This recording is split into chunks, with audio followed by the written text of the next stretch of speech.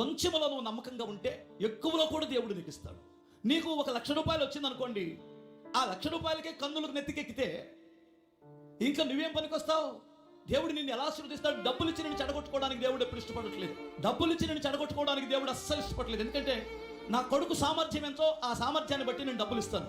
స్కూల్కి వెళ్ళేటప్పుడు రూపాయి ఇవ్వడానికి మా దగ్గర అంతంత మాత్రం, రూపాయి ఇచ్చేటప్పుడు 10 రూపాయలు నేను ఇస్తానా? 10 రూపాయలు ఇవ్వగలిగిన స్థితి ఉన్నా నేను ఇవ్వను. ఎందుకంటే 10 రూపాయలు ఇస్తే వాడు ఏమవుతాడో తెలియదు. వాడికి 100 రూపాయలు ఇచ్చే టైంలో 1000 రూపాయలు ఇస్తానా?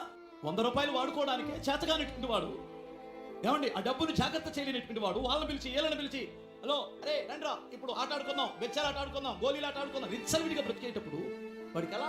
వాడికి ఒక సామర్థ్యం వచ్చినప్పుడు దేవుడు ఇస్తాడు. దేవుడు ఎప్పుడు కూడా మనల్ని అక్రమ మార్గంలోకి వెళ్ళేటట్టు పెంచడు. సాతానుగాడు ఇస్తాడు విచ్చలవిడిగా. దొంగోడి కొరకు వచ్చిన డబ్బులే కదా ఎన్నైనా సిరిపడేస్తాడు. వాడు దొంగ వాళ్ళనే ఈ ఉద్దేశం. సంపాదించే ఒక క్రమశిక్షణగా పెంచే తండ్రి క్రమశిక్షణ కలిగి ఉంటాడు, క్రమశిక్షణ కలిగి పెంచుతాడు. ఎంత ఇవ్వాలో అంత ఇస్తాడు. అందుకని కొంచెంలో నమ్మకంగా ఉన్నవాడు ఎక్కువలో కూడా నమ్మకంగా ఉంటాడు.